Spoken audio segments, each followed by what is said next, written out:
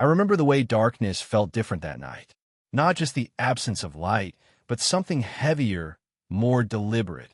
The blinds in my apartment were drawn tight, but streetlights found their way through anyway, casting thin amber lines across the hardwood floor. Those lines fell between us like boundaries we hadn't agreed to cross yet, dividing the pull-out couch where I lay from the patch of carpet where Bryce had insisted he would sleep. The room held the lingering scent of the evening we'd just abandoned. Pizza grease and the faint cologne Bryce always wore, something woody and too expensive for a college student. Our friends had filtered out hours ago, leaving behind empty bottles and the kind of silence that settles when laughter finally dies. I could still hear their voices echoing in my mind, the easy jokes and casual intimacy of people who thought they knew everything about each other. But they didn't know about the way Bryce looked at me sometimes when he thought no one was watching. They didn't know about the careful distance he maintained in daylight, or how that distance seemed to shrink when the sun went down. I pulled the blanket higher against my chest, feeling the worn cotton soft between my fingers. The couch springs creaked beneath me as I shifted, trying to find a position that didn't make my awareness of him so acute.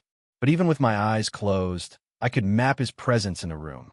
The rustle of fabric as he moved on his makeshift bed.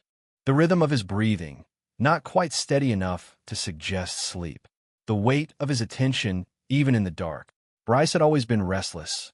In daylight, it manifested as constant motion, drumming fingers on desk surfaces, bouncing legs during lectures, the way he'd pace while talking on the phone.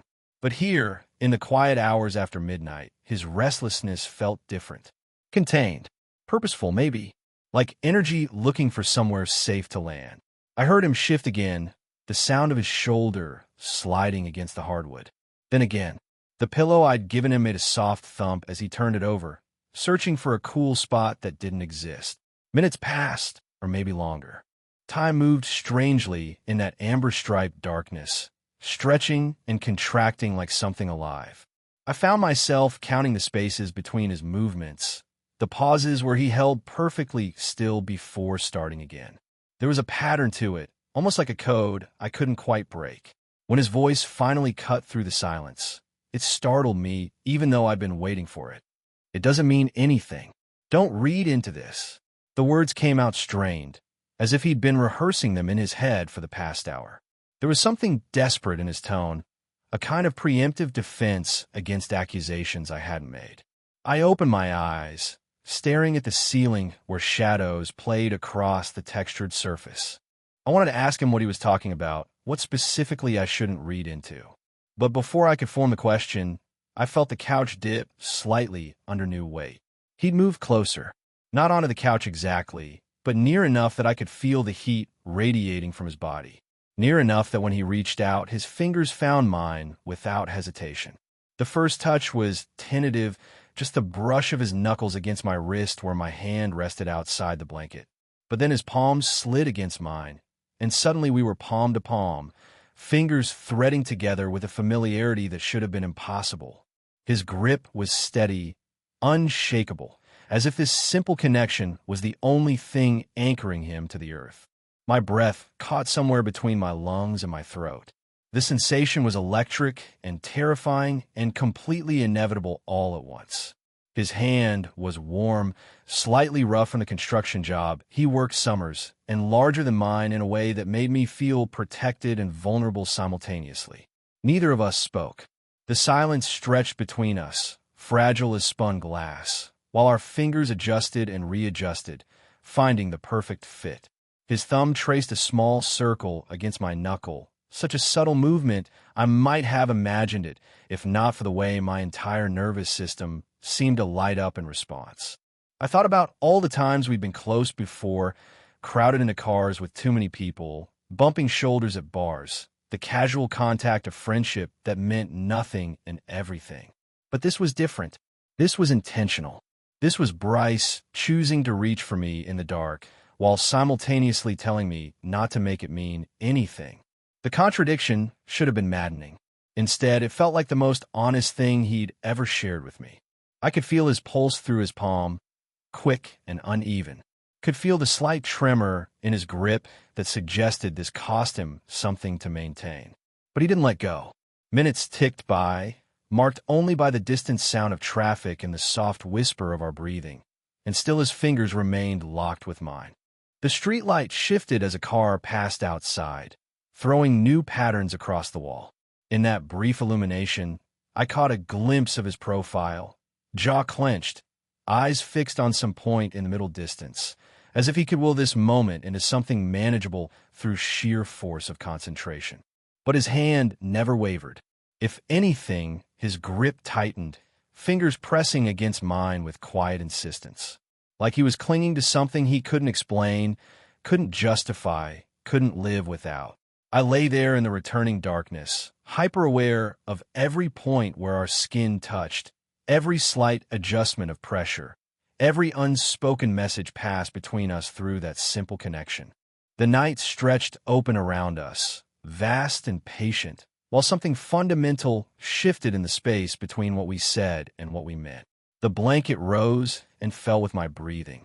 His hand moved with it, a constant presence that felt both foreign and familiar. I found myself memorizing the texture of his palm, the callus on his index finger, the way his pinky curved slightly to the left. Details that seemed simultaneously insignificant and precious, the kind of small intimacies that would replay in my memory long after this night ended. Outside, the city continued its quiet rotation toward dawn. But inside this room, time felt suspended, crystallized around this moment of connection that he'd warned me not to read into while simultaneously making it impossible to ignore. The contradiction was him entirely, the distance he maintained in daylight, and the way he reached for me when darkness gave him permission to be honest. I closed my eyes and let myself feel the full weight of it. His trust, his fear, the careful way he was offering me something he couldn't name while asking me not to name it either. It was the closest I'd ever come to understanding the space between what Bryce wanted and what he allowed himself to have. And still, his hand never let go. I've always been the kind of person who notices things others miss. The way someone's voice changes when they lie. How people stand differently when they're nervous. The small betrayals our bodies make when our words try to hide the truth. It's not something I chose, this careful attention to detail. It's more like a survival instinct I developed somewhere along the way, a way of reading the world that keeps me safe from its sharper edges. With Bryce, this tendency became both a gift and a curse. I'd watch him at parties, the way he'd throw his head back when he laughed at someone's joke, always a beat too long, a decibel too loud. I'd notice how he positioned himself in group conversations, never quite turned toward the girls who flirted with him, despite the easy smile he'd flash in return. I'd see the way his shoulders would tense when certain topics came up, his hands finding busy work in his pockets or with his phone. Most people saw what Bryce wanted them to see. The confident one, the natural leader, the guy who seemed to move through life without questioning his place in it. They saw his swagger, the way he could command a room just by walking into it. They saw the string of casual dates, the effortless charm he deployed like a shield. They saw someone who had figured out exactly who he was supposed to be and never deviated from the script. But I saw the moments between performances, the way he'd go quiet when everyone else was laughing, how his eyes would find mine across crowded rooms, holding my gaze for just a second longer than friendship required. The careful way he'd position himself next to me at bars, close enough that our forearms would brush when we reached for our drinks, but never so obviously that anyone else would notice. I saw how he collected reasons to spend time in my apartment, study sessions that lasted long past when the books were closed, movie nights where he'd fall asleep on my couch and wake up insisting it was too late to drive home safely, mornings where he'd linger over coffee, finding new topics of conversation to stretch the minutes until he absolutely had to leave. My apartment had become a kind of neutral territory for him, I realized. A space where the careful distance he maintained everywhere else could shrink without witnesses. Where he could let his guard down in increments so small I almost didn't notice them accumulating. Where the version of himself he showed the world could rest just for a while. The living room we were lying in now bore the evidence of our friendship's evolution. My books mixed with his on the coffee table. His favorite mug in my kitchen cabinet. A spare phone charger he'd left plugged in by the couch weeks ago and never taken back home. Small claims of territory that spoke to something neither of us had named. Tonight felt different from all those other nights, though. Heavier somehow. The gathering that had just ended had been typical. Friends from classes, people from work, the usual mix of personalities and inside jokes that made up our extended social circle. But I caught Bryce watching me more than usual, his attention like a weight I could feel even when I wasn't looking back. There'd been a moment earlier in the evening when Sarah from our sociology class had been flirting with him, her hand resting on his arm as she laughed at something he'd said. I'd seen him glance toward me then, his expression unreadable. When she'd asked if he wanted to grab coffee sometime, he'd said he was pretty busy with work these days, maybe another time. But his eyes had been on me when he said it. Now, with his hand warm and solid in mine, I found myself replaying that moment. The way he deflected her interest without really rejecting it. The careful neutrality of his response. The way he'd looked at me as if seeking permission for something he couldn't articulate. His breathing had settled into a steadier rhythm beside me, though I could tell he wasn't sleeping. There was too much tension in his grip, too much awareness in the way he held himself. I wondered what he was thinking about, what internal conversation was playing out behind his closed eyes. Whether he was questioning this moment or simply trying to exist inside it without analyzing it to death. For me, analysis was inevitable. This simple connection, palm against palm, fingers intertwined, represented months of careful observation finally crystallizing into something tangible. Every sideways glance, every lingering touch, every excuse to stay close had led to this moment where pretense became impossible to maintain. I thought about tomorrow, how we'd both wake up and have to decide what this meant, if anything. How Bryce would probably retreat back into his daytime persona, the one that flirted with girls and made jokes about settling down someday with the right woman. How I'd have to pretend this night was just another sleepover between friends, nothing more significant than shared pizza and late-night conversation. But right now, in this suspended moment between denial and acknowledgement, his hand was speaking a language his mouth wasn't ready to learn. Every small adjustment of his fingers, every gentle squeeze, every point of contact between our skin was a confession he couldn't voice but couldn't stop making. The streetlight shifted again as another car passed outside, and I felt rather than saw him turn his head slightly in my direction. His breathing changed, became more conscious, as if he was suddenly aware of how closely I might be listening. But still, his hand remained steady in mine, that constant anchor in the sea of everything we weren't saying. This was Bryce stripped of his daylight armor, vulnerable and uncertain and more himself than I'd ever seen him. This was the truth hiding behind all those careful performances, the reality his grip admitted even as his words denied it. And I lay there holding it, holding him, understanding for the first time that sometimes the most honest conversations happen entirely without words. It started with distance, the way these things always do. Bryce had made his declaration about sleeping on the floor with the kind of finality that suggested the decision was non-negotiable. He'd gathered the spare pillow and blanket I'd offered, arranging them on the hardwood with methodical precision, as if the exact placement could somehow reinforce the boundary he was trying to establish. I'd watched him from the pull-out couch, noting the careful space he'd created between us. Not quite across the room, but far enough that any contact would require deliberate movement. Far enough that if someone had walked in, they'd see exactly what they expected to see. Two friends sharing a space out of convenience. Nothing more complicated than that. But boundaries, I'd learned, were often more about the person drawing them than the space they were meant to protect.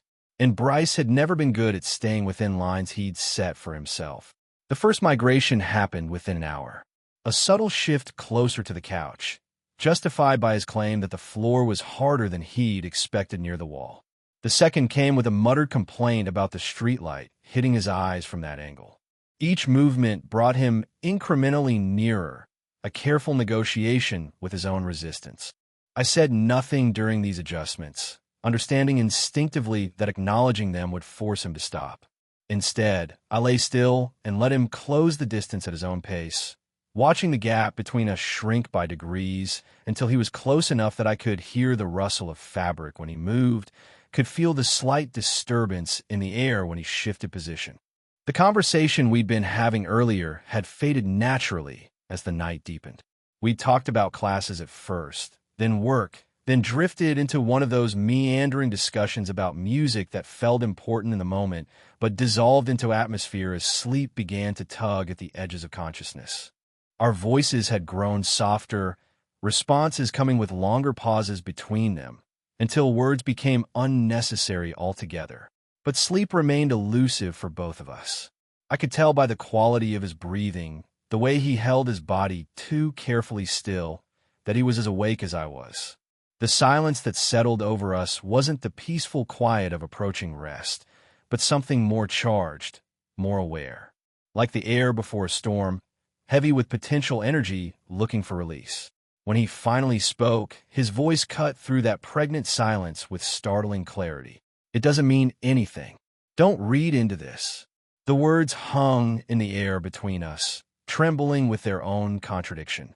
Because even as he said them, even as he tried to build that wall of disclaimer and denial, his body was already moving. I felt the couch dip slightly as he rose from the floor, felt the shift in weight and warmth as he positioned himself beside me. The phrase itself was fascinating in its desperation. Don't read into this, as if the act of interpretation was something I could simply choose not to do. As if the careful attention I'd been paying to his every gesture for months could be switched off by a simple verbal command. As if meaning was something that required permission to exist. But then his hand found mine, and all the philosophical complexity of his words became irrelevant. The contact was immediate and certain, none of the tentative exploration I might have expected. His fingers slipped between mine, as if they'd been doing this for years, as if this particular configuration of touch was something they'd been practicing in secret. His palm pressed against mine with steady pressure, warm and slightly damp with nervous perspiration. The contradiction between his words and his actions was so profound it almost made me laugh.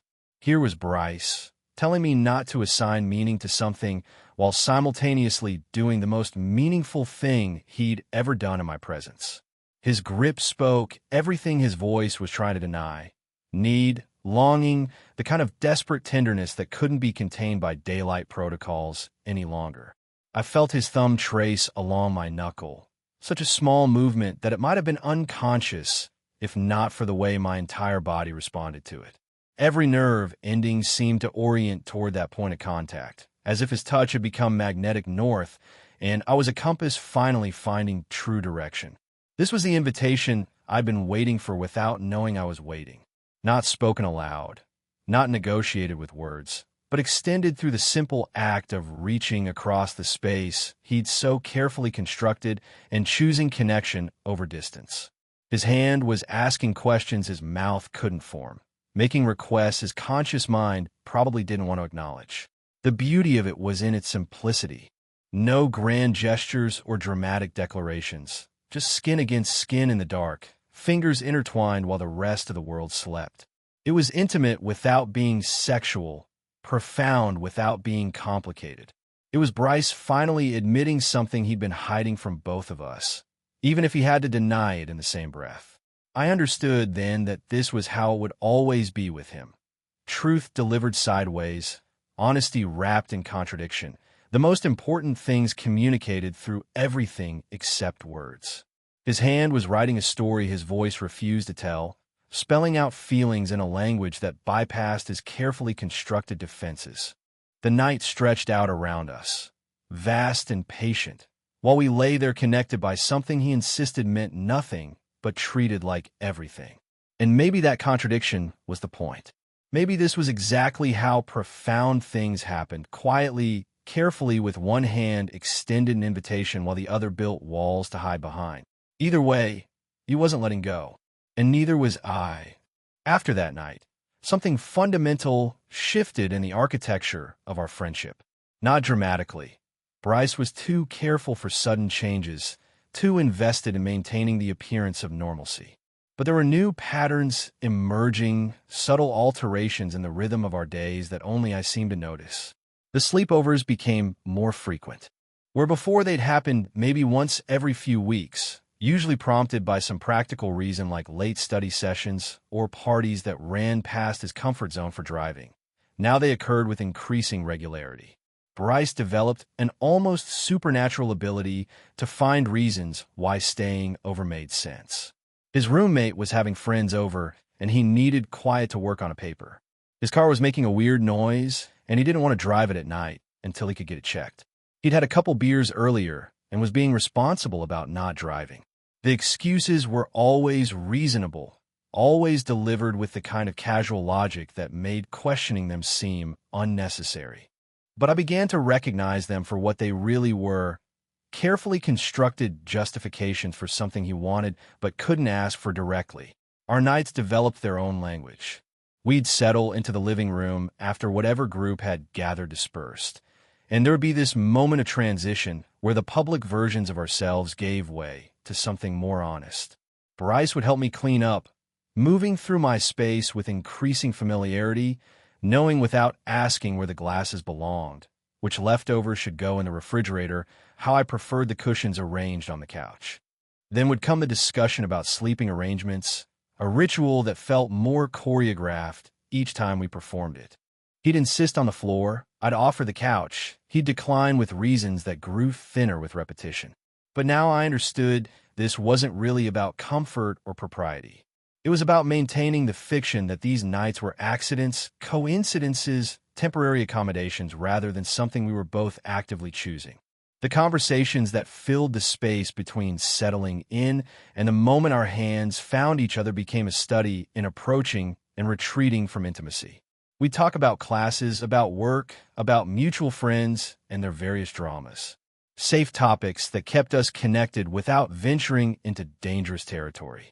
But underneath the surface chatter, there's always this current of awareness, this sense of something building toward the inevitable moment when words would give way to touch. Sometimes we discuss music, sharing songs through my laptop speakers, debating the merits of different artists with the kind of intensity that suggested the stakes were higher than aesthetic preference. Bryce would stretch out on his makeshift bed, eyes closed, listening to something I'd introduced him to, and I'd watch his face for signs of connection or rejection. When he liked something, really liked it, his expression would soften in a way that felt like a gift. Other nights, we'd fall into deeper conversations about the future, about what we wanted our lives to look like after graduation. These discussions carried their own risks, requiring us to navigate around the parts of our dreams that might not align with the carefully maintained fiction of our friendship. Bryce would talk about traveling, about seeing places beyond the small radius of our college town, but his descriptions always felt deliberately vague, as if he was editing out important details in real time. But it was in the silences that our real communication happened. The pauses that stretched between topics, filled with the sound of settling into proximity, of breathing that grew more conscious as the night progressed. The moments when conversation died naturally and we'd lie there in the amber-striped darkness, aware of each other's presence with an intensity that made words feel inadequate. The hand-holding itself evolved into something with its own vocabulary. Sometimes it began tentatively, fingers brushing before finding their proper configuration. Other times it happened with the swift certainty of muscle memory, as if our bodies had decided to bypass the negotiation our minds still insisted on performing. Bryce's grip would vary depending on his mood, his level of internal resistance. On nights when he'd been more performatively straight during the day, his touch would be almost desperate, clinging to this secret truth with fierce intensity.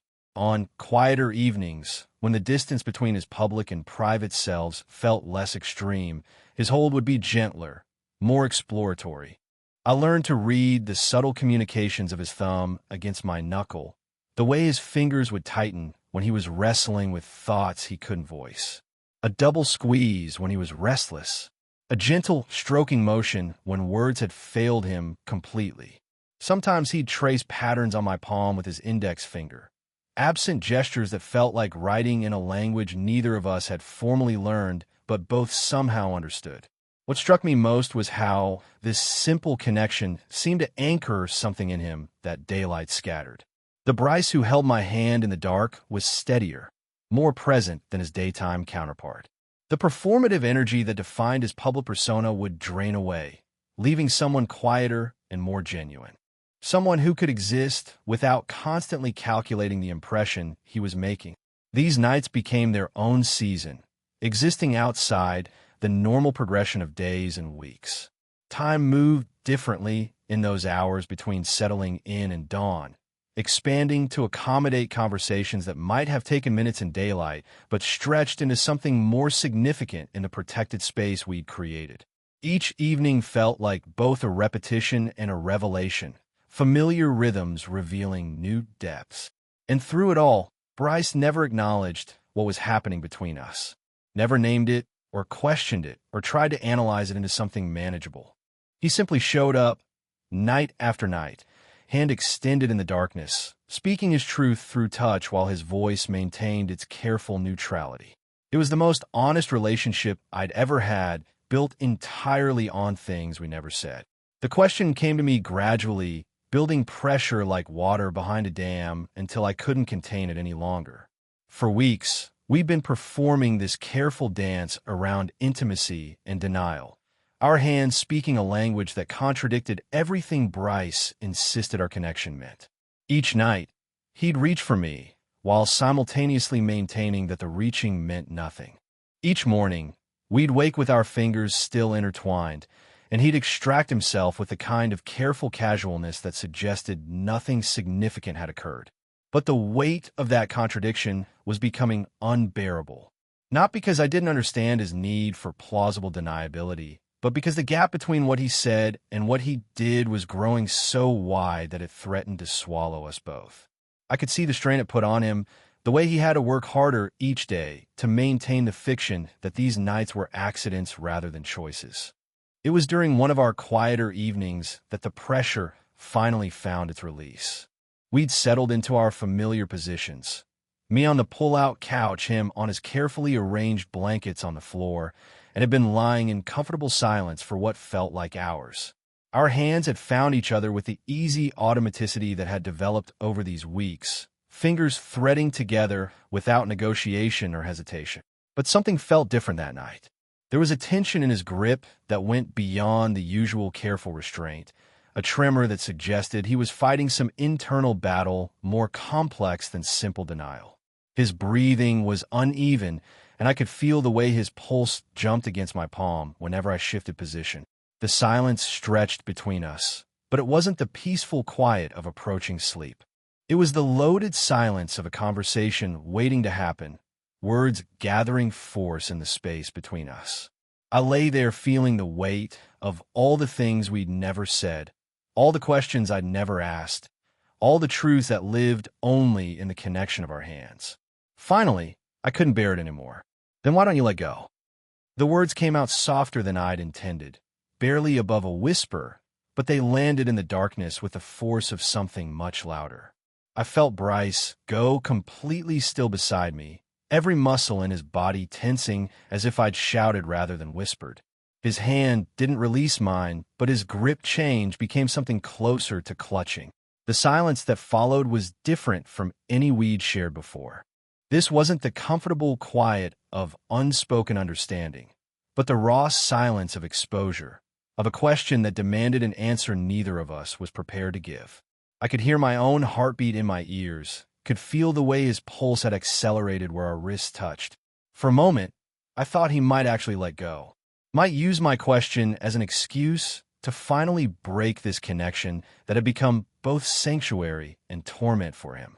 His fingers loosened slightly, and I prepared myself for the loss of his touch, for the return to the careful distance he maintained everywhere else in his life. But then his grip tightened instead, his fingers pressing against mine with sudden fierce intensity, as if the thought of separation had triggered some primal fear he couldn't control. His hand was shaking now, a tremor that traveled through our connection and into my own body. Because I don't want to. His voice, when it finally came, was barely recognizable. Lower than usual, rougher, carrying a weight that made the simple words feel like a confession extracted under duress. There was no bravado in it, none of the easy confidence that characterized his daytime persona. Just raw honesty, unpolished and immediate, and more vulnerable than anything I'd ever heard from him. The admission hung in the air between us, settling into the space like something that would fundamentally alter the chemistry of every breath we took after this moment. Because with those words, he'd crossed a line he'd been carefully avoiding for weeks. He'd moved from denying meaning to acknowledging want, from insisting this was nothing to admitting it was something he couldn't bear to lose. I felt him shift beside me, his body turning slightly in my direction, though I couldn't see his face in the darkness. His grip on my hand became something desperate, as if I might disappear if he didn't hold on tight enough. I could feel the way his chest rose and fell with unsteady breathing, could sense the magnitude of what this confession had cost him. The beauty of his answer wasn't in its eloquence, but in its complete simplicity. No elaborate explanations or careful qualifications, no attempts to minimize or rationalize. Just a bare truth that he didn't want to let go, couldn't let go, regardless of what that meant or where it might lead. I understood then that I was witnessing something unprecedented in Bryce's carefully managed life. This was him without his armor, without his scripts, without any of the protective mechanisms he'd developed to navigate a world that demanded he be someone other than who he was. This was the person who'd been hiding behind all those performances, the one who'd been reaching for me in the dark while insisting the reaching meant nothing. The question I'd asked had been meant to challenge the contradiction between his words and actions. But his answer revealed that there was no contradiction at all. There was only fear and need, and the kind of desperate honesty that emerges when denial finally becomes impossible to maintain. Because I don't want to. 7 words that dismantled weeks of careful pretense and replaced it with something infinitely more fragile and real. 7 words that admitted what our joined hands have been saying all along, what every night of reaching across carefully constructed distance had been building toward. In the darkness, with his confession settling between us like a bridge across an impossible gulf, I realized that sometimes the most profound truths come not as grand revelations, but as simple admissions of what we cannot bear to lose. The silence that followed his confession stretched like a held breath, delicate and precarious. I could feel the weight of the moment settling around us, understanding that what happened next would determine not just the trajectory of this night, but the fundamental nature of what we were to each other. Bryce's admission hung in the air between us, because I don't want to, raw and undefended, waiting for my response. I knew I stood at a crossroads that demanded careful navigation. The temptation to push forward, to demand more words, more acknowledgement, more explicit recognition of what this all meant, pulled at me with fierce intensity. For weeks, I'd been the patient one, the observer, the keeper of truths that lived only in gesture and implication. Now, with his confession creating this opening, I could force the conversation into daylight, could make him name what we both knew was happening between us. But I also understood that pushing would likely break something irreparable. Bryce had given me everything he was capable of giving in this moment, had stretched himself to his absolute limit by admitting his inability to let go. To demand more would be to ignore the courage it had taken for him to say even that much, to disregard the careful ecosystem of trust we'd been building together in these stolen hours. The conflict played out in the space of heartbeats. I could feel his tension through our joined hands, the way he was braced for whatever judgment or demand might come. His breathing had become shallow, controlled, as if he was trying to minimize his presence while simultaneously clinging to our connection. He was caught between retreat and advance, wanting to take back his words while being unable to take back his touch. I thought about all the times I'd watched him construct his public self, the careful performance of heterosexual normalcy that required constant maintenance and vigilance. I thought about the exhaustion that must come from living in the space between who you are and who the world expects you to be.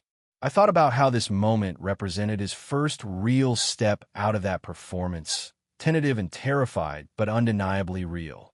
And I realized that what he needed wasn't pressure or demands or forced clarity. What he needed was permission to exist in this liminal space without having to define it, without having to make it fit into categories that might not be large enough to contain it. Then don't.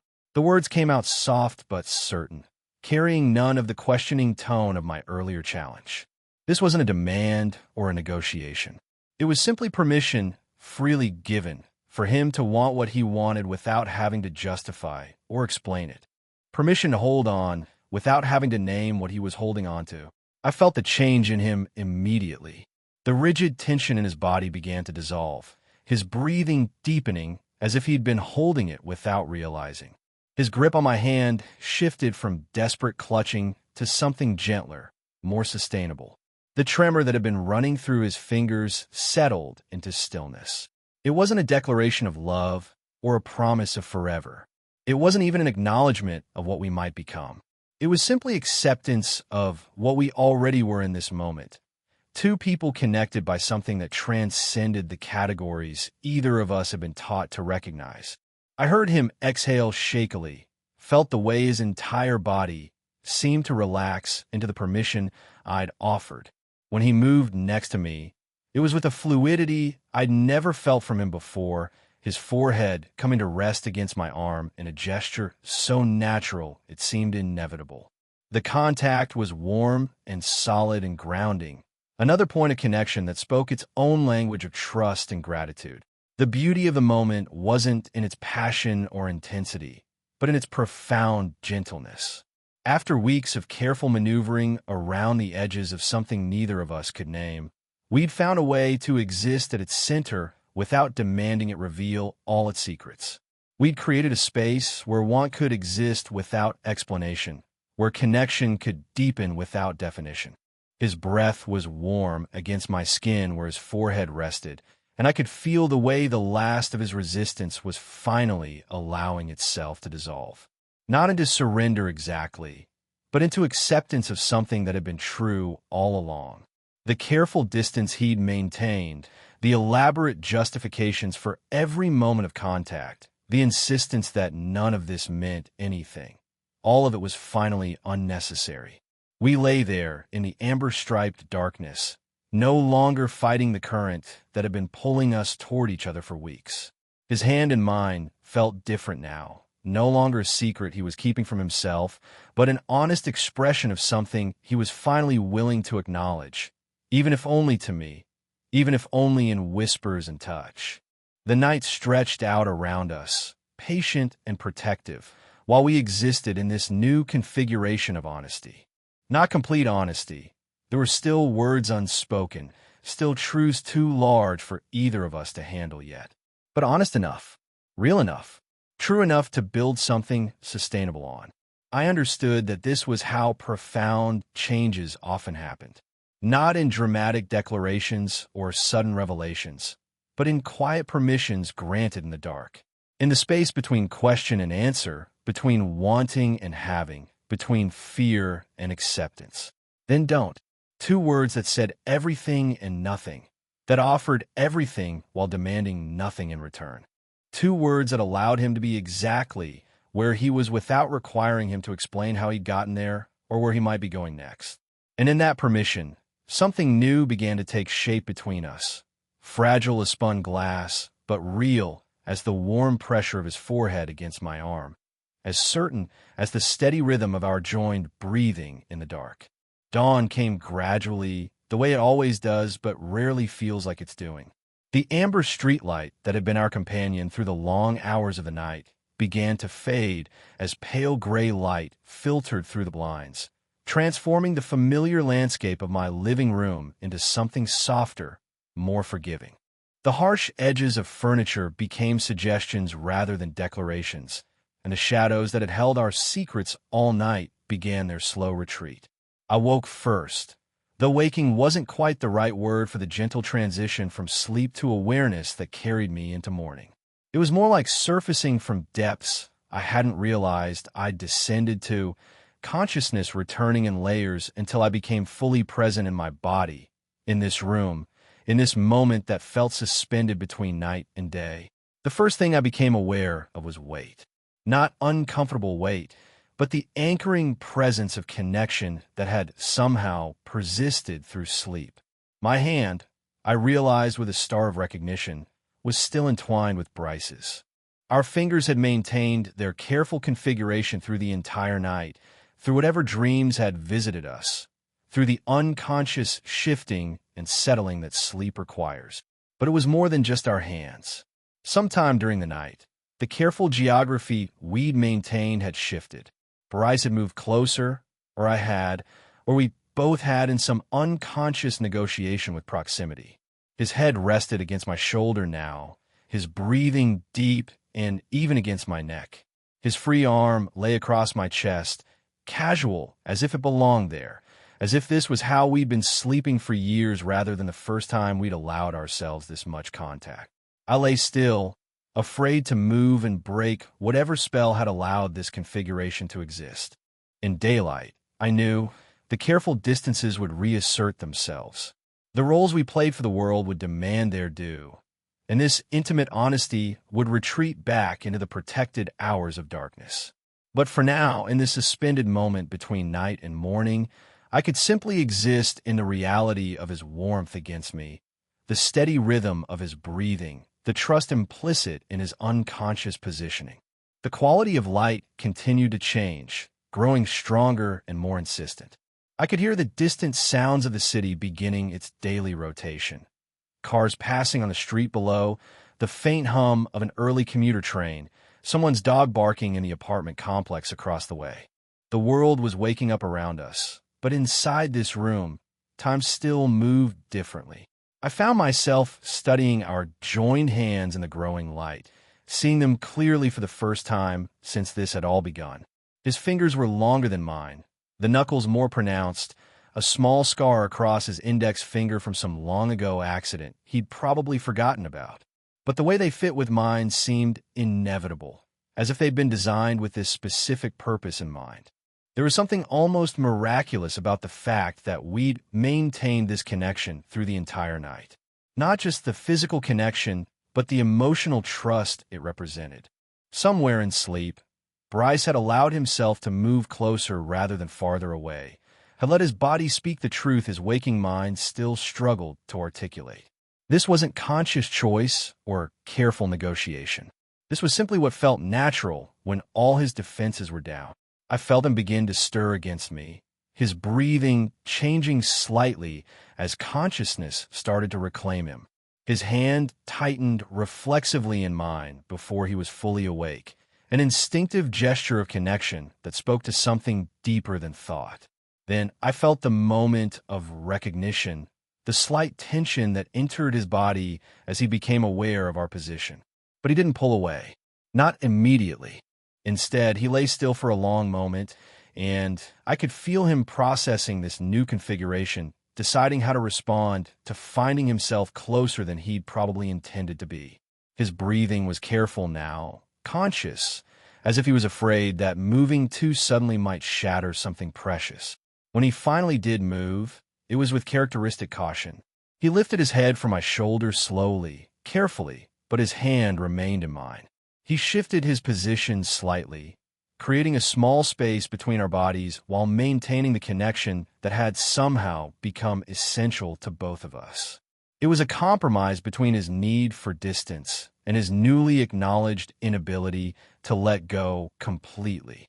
The morning light fell across his face as he settled into this new position, and I could see the quiet wonder there, the amazement of someone discovering that they'd survived something they'd been afraid might destroy them. There was no regret in his expression, no panic about what this might mean or where it might lead. Just a kind of peaceful acceptance of the reality that his hand was in mine, and that felt exactly right. Neither of us spoke. The silence that had become our most fluent language carried us through these first moments of morning, allowing us to exist in this space between what had been and what might be. Outside, the city continued its awakening, but inside this room, we had created something that existed outside normal time, outside usual categories. I looked at our hands again, illuminated now by natural light instead of amber street glow, and understood that sometimes the quietest moments carry the loudest truths. Bryce had spent the night holding on to something he couldn't name while I held on to him, and somehow we'd both survived the vulnerability that required. The proof lay in the simple fact that as morning transformed our secret hours into shared reality, his hand was still in mine. Still there, still choosing connection over distance, still speaking the language that had become ours alone. Sometimes the most profound promises are made not with words, but with the decision to maintain contact through the long hours when no one is watching, when sleep could have provided the perfect excuse to let go. Sometimes love announces itself not in grand gestures, but in the quiet persistence of touch, in fingers that find each other in the dark and refuse to release their hold, even when dawn insists on illuminating everything.